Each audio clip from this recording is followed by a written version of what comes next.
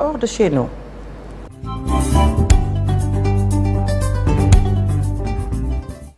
L'ancien président gabonais Ali Bongo Ondimba en grève de la faim. Gabon, Fati, l'ancien président Ali Bongo et ses deux plus jeunes fils, Jalil et Bilal, ont entamé une grève de la faim pour protester contre ce qu'ils qualifient de séquestration et actes de torture dont plusieurs membres de leur famille seraient victimes. L'annonce a été faite ce mardi par leurs avocats qui indiquent également qu'une plainte a été déposée devant le tribunal judiciaire de Paris.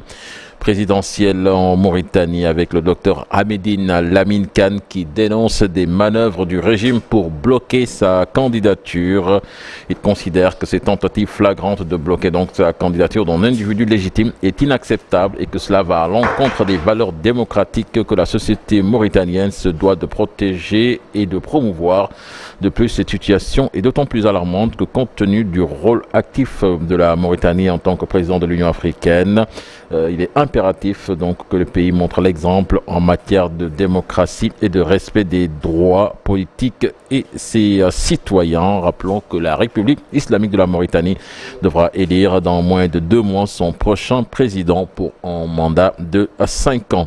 Massacre au Burkina Faso, des vidéos qui accablent l'armée, de nouveaux documents vérifiés par France 24 illustrent l'ampleur des exactions commises par l'armée burkinabé le 25 février puis le 3 mai ainsi que les 9 et 10 mai dans plusieurs localités du pays. L'ONG Human Rights Watch avait rapporté en avril le massacre de 223 civils dont des femmes et des enfants. Nouvelle-Calédonie. Les députés français ont adopté dans la nuit de mardi à mercredi la révision constitutionnelle qui vise à élargir le corps électoral propre au scrutin provincial de Nouvelle-Calédonie.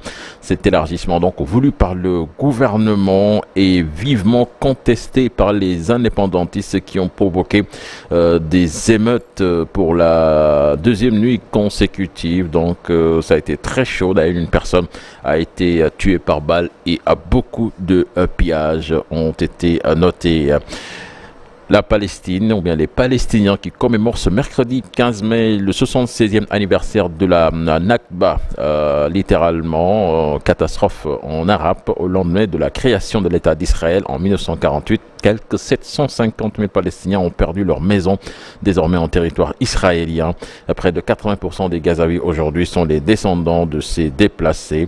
La guerre actuelle fait craindre aux Palestiniens une nouvelle humiliation et la perte de ce qui leur reste comme territoire. Et puis pour terminer, Fatih, du football avec Manchester City qui file tout droit vers le titre de champion d'Angleterre. Les Citizens ont battu hier Tottenham en match retard 2-0 pour reprendre les commandes de la Première Ligue aux dépens d'Arsenal avant l'ultime journée et tutoyer le rêve d'un 4e titre d'affilée.